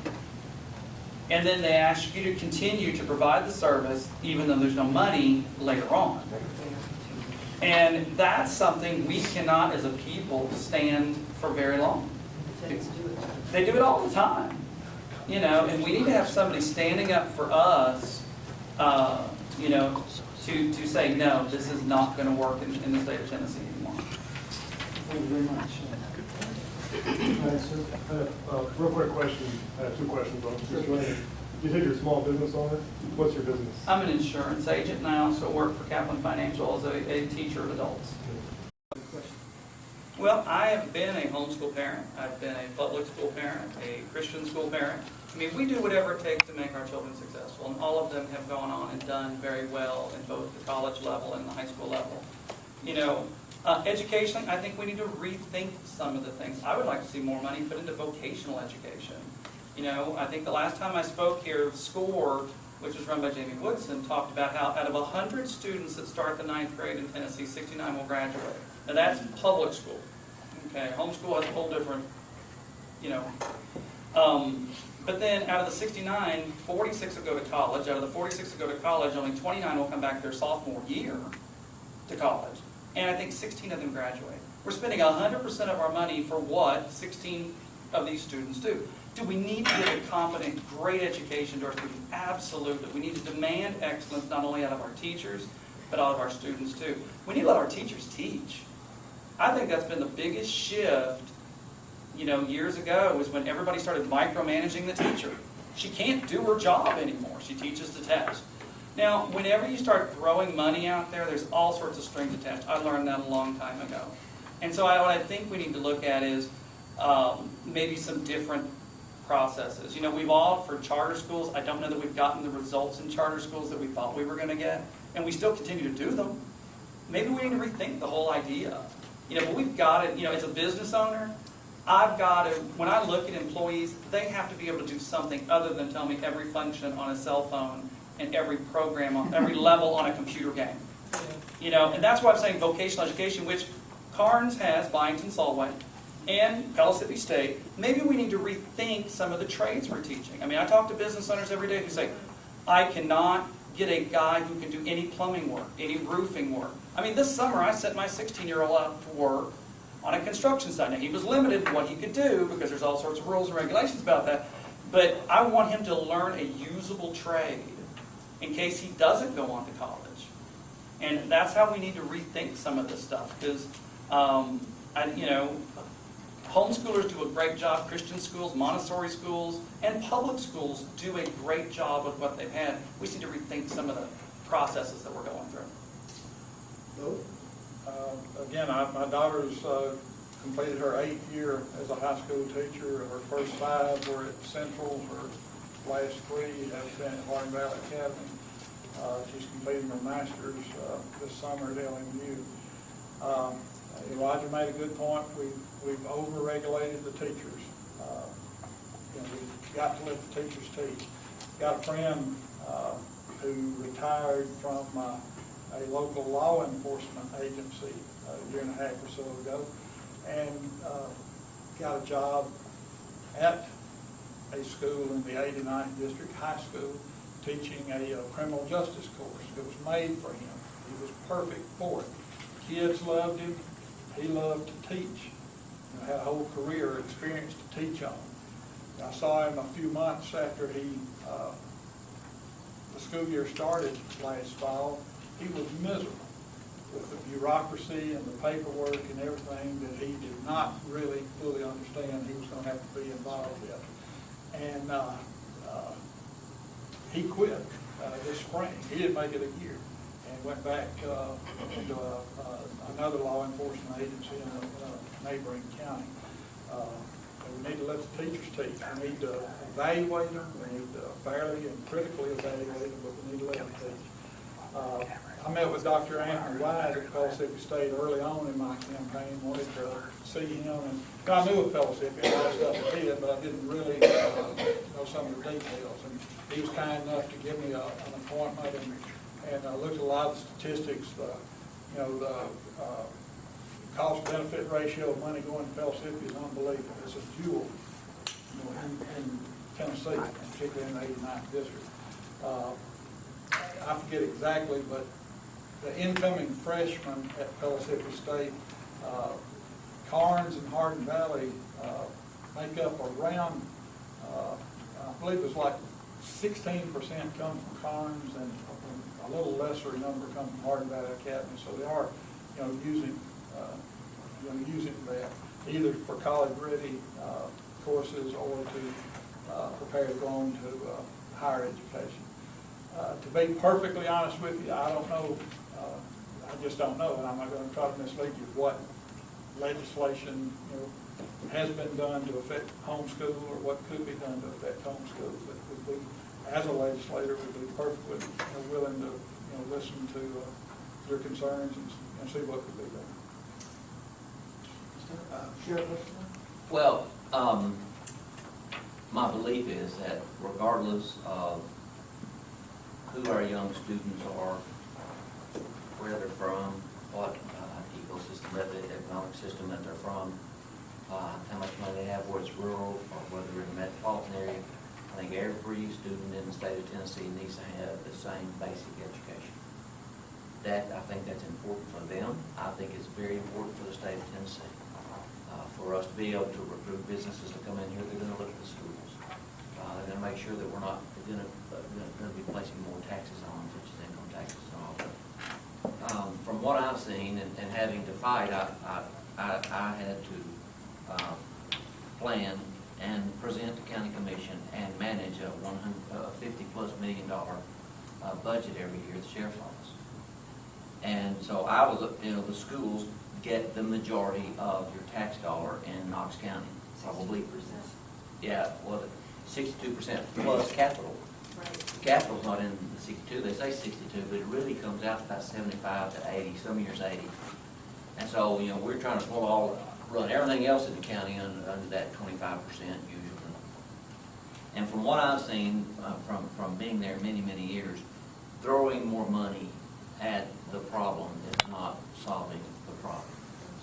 And I just, as Bo said, it's, the policeman he was talking about was one of my assistant chiefs, Robert Sexton. And Robert was tickled because he retired from the sheriff's office. He'd been there about the same many years as I had. He came to work about 2 years after I did the sheriff's office. And he was glad to be down there teaching and all. And then I ran into him one day over at Grace Baptist Church, and he said, "Boss," he said, "you wouldn't believe the paperwork. You wouldn't believe paperwork. Every night I got to go home and do a lot of paperwork. It's worse than booking somebody in the jail." And so before long he had quit and went to Anderson County and working as an officer out of Anderson County and back to being happy again. And so, my daughter's a teacher. She's a special ed school teacher, and these additional restrictions and paperwork is not going to help us well. Throwing money at it's not the answer either. And what we'll probably see over time is we need to be ready to support homeschooling because we're probably going to see more of that in the future. How do y'all feel about vouchers? I mean, we have some of the finest private schools around. I mean, look at Knox County. You got Grace, you got CAK, you got Webb, you got Catholic. I mean, we have some phenomenal private schools here that have phenomenal graduation rates, and those kids go on and do very well in college. But yet, the parents, I being one of them, have to pay my Knox County tax dollars through my property taxes and, of course, my sales taxes and every other tax or fee that's handed down to support a failing school system where I should be able to take my $5,400 or whatever the case may be to send my child to Carnes or Hardin Valley and put them in Catholic, or be able to take those dollars and at least accredit myself to be able to put them at CAK or KAC, whatever the school may be. I'm getting tired, but the point is what do you feel about vouchers? Because honestly, once again, county government is dictating not only where we educate our children, but how the children are educated by not affording vouchers for kids who could definitely have a better education and possibly raise the value of our local school district by them having to come up to the table to be equal with the Webbs and the Catholics and everything else. And I'm just kind of curious as to what y'all's thoughts are on those. Well, my thought on it is, you know, you're not gonna be able to change anything overnight. The monies are already set to pay for the public schools. You start, where's that money for the vouchers gonna come from? You start pulling it out of public schools, they're probably gonna collapse. I mean, it's. Well, wait a minute though, Tim, I'm taking my child out of that public school, which my $5,400 are supporting, and I'm just shifting where that $5,400 goes. Why isn't the money assigned to the child and not the school? And then the child parents choose where to, how and where to educate. Look, I don't disagree. My kids went to private school part of the time, public school part of the time. So have my grandchildren. But again, it's a matter of funding like everything else.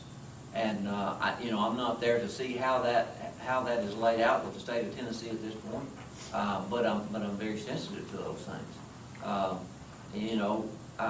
I'm very much concerned about it for my grandchildren, of them going to a school where I don't think it's going to benefit them as well as some other school is. I mean, think about it. What are we paying for a kid to go to Austin East? 10 grand a year?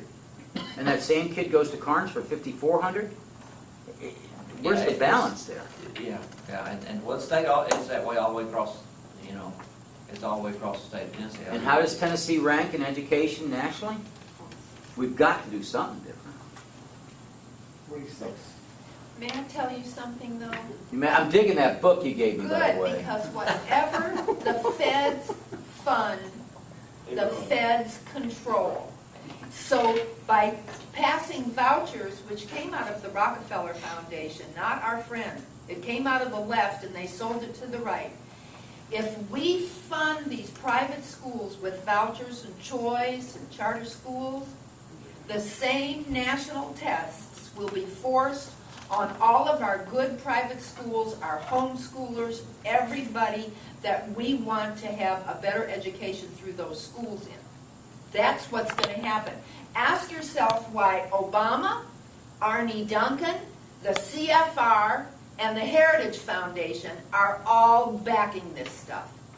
That should answer your question right there. You don't want it.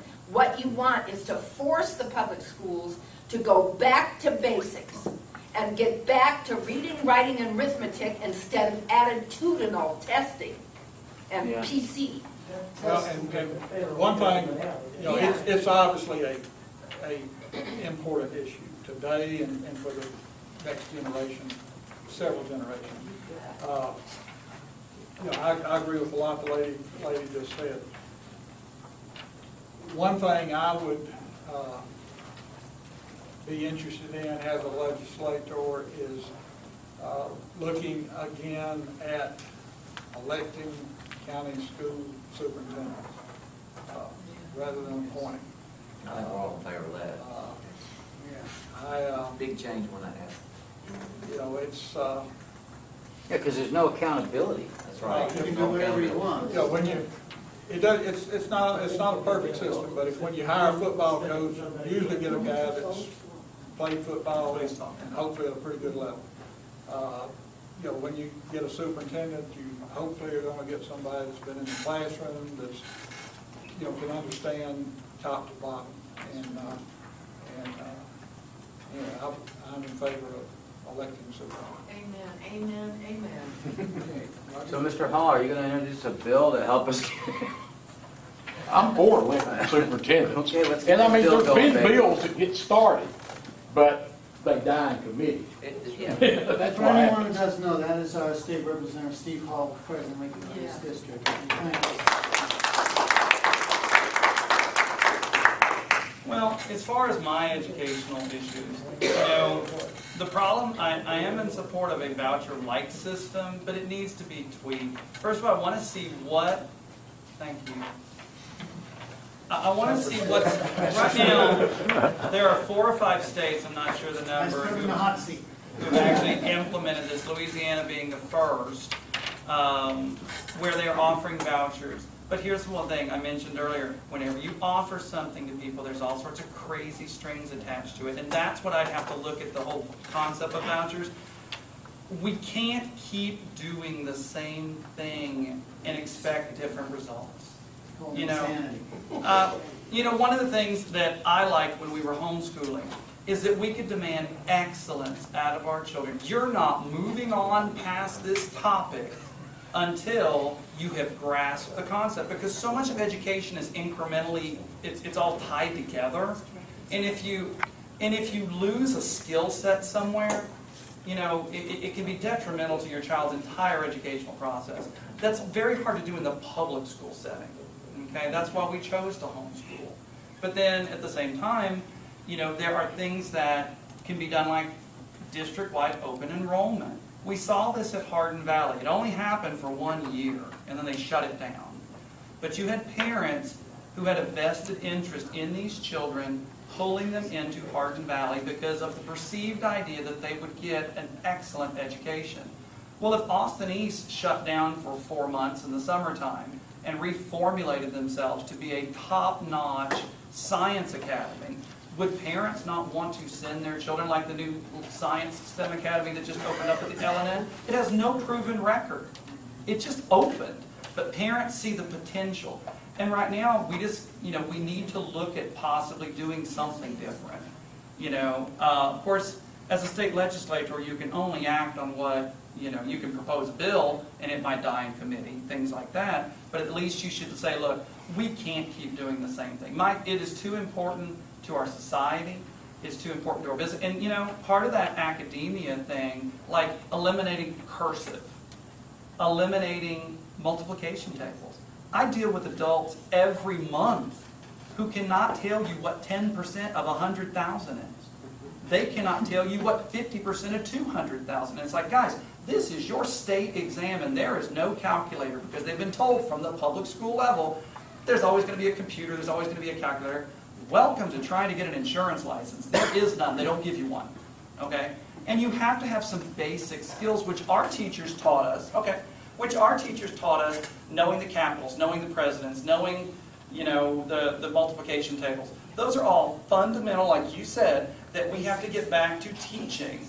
I mean, you can't read the Constitution if you can't read cursive, because it's only written that way. Now, you can read... You can read a typed version of it, but how do you know it's true? We've got some announcements, but if you guys could answer this really quick, and it's the last questions. How do you feel about the appointment of Samir Ali, and how do you feel about TSA all over Tennessee roads? Sheriff Hutchison?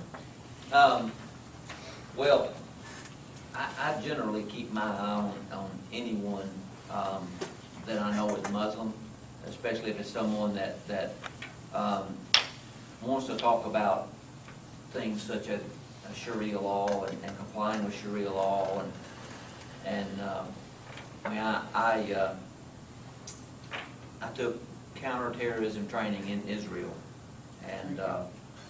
and as a result of that, I do know a lot. I have learned a lot over the years about the Islam cause, and they want to say, well, that's just a radical section of Islam, and it's Islam. And those people don't like us. They don't convert or kill, and we either convert or they kill us. That's what they believe, and there's no way around that. Now, I don't know her. I just know what I've read about her being appointed, etc. But again, I'll keep an eye on anybody that is Islam, and especially someone that is connected internationally with governments that are Islam and run under Sharia law. TSA. TSA. I've heard some of those things about them running the roads. That's certainly not their place. But it's like everything else in federal government. I always called it Operation Creep. Yep. When it starts, it creeps into everything else that's out there, and that's kind of what we are with TSA. At first it started out as keeping the flights safe, and now it's become Operation Creep. Yeah. It shouldn't be. If elected, what would you do to stop this creep of the Muslims into the state government? Well, in spite of the fact that Haslam put her in there.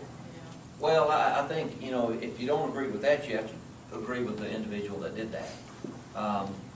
There really aren't any restrictions under, the federal government's gonna have protection. I believe she was born in Tennessee, from what I heard. She's a resident of Tennessee. What her beliefs is, you know, as President Reagan said one time, we are a nation of Christians, but we allow others here too. And we will protect them just like we will our Christians. And we're gonna have to abide by just that, making sure that everyone is protected, but us especially. But not in the government, not allowed into. Well, again, you're gonna have to go to the administration that has the appointments, that makes the appointments. That's why elected officials stand up to be elected every 4 years. That's why there's a term. The term limited by, the governor's term limited by 4 years. He has to stand up in front of the people in 2 years from now and answer to just that. Other than that, there's not much you could do about it from the legislative standpoint. There's resolutions over there on the table, if anyone wants them, that you can send into the governor. Okay. I'll keep it short. I pretty much agree with Tim completely on the governor's hire. Enlighten me a little bit on the TSA signs. No, not signs, it's not, that now they're in with truckers, they're even having truckers be, their visual eyes, watchdogs, yeah. But they're at the bus stations, they're on the highways, it's like Tim said, they've creeped into everything. It's not just airport, but it's Tennessee they started it in, and they're starting everything in Tennessee because Tennessee is well known to be gun owners. And if they can get away with it here, they can get away with it in the whole bloody country. Also note that our congressman is the impartial head of the TSA because he is the chair of Transportation and Infrastructure. Duncan. Okay, Roger? I'm sorry. You look baffled. No, I'm not baffled. I guess I'm just having it's getting late in the evening with the heat. As far as this lady is concerned, I would have to go and ask Governor Haslam what was the thought process. Whenever you mention things like Sharia law, Tim is right. Their whole goal is to destroy, it's either convert or it is to, you know, there is no peaceful coexistence kind of a thing. Now, where that falls in with her, I don't know. As a Tennessee native, we have to respect that, but when she starts putting on her resume that she has these qualifications that makes her, I question who she is. You know, as far as the TSA, no. And we need somebody in Tennessee to stand up for us against the federal government's encroachment. And if it's not the Attorney General, then we need a Solicitor General or someone else who maybe not so inbred with everybody that he doesn't see the need to stick up for our rights. We need somebody like that to stick up for us as a state, because we shouldn't be the training ground for every new federal program that's coming down the pipe. You know, I really sometimes wonder, you know, I see these pictures overseas of people rioting in the streets because we're cutting your pension or we're, you know, taking some health care benefit away. I wonder what would it take in America to make people angry enough that they would take to the streets and just, because you know, I have no idea what it is, because everybody is just keeping their head down, and that's a bad thing, you know, because that's what happens to the cattle. Going back to the farming example, that's what happens to the cattle. They all keep their head down when they're going into the slaughterhouse. I mean, nobody wants to go, yeah, I want to be different. I mean, you know, and they all end up on the table, like Bo said, you know, and we will be that people too if we can't find somebody to stick up for us. And Lamar Alexander's son was the one who introduced Samar Ali to Governor Haslam. Wouldn't you know it? Okay, so I think we're out of time. However, we do have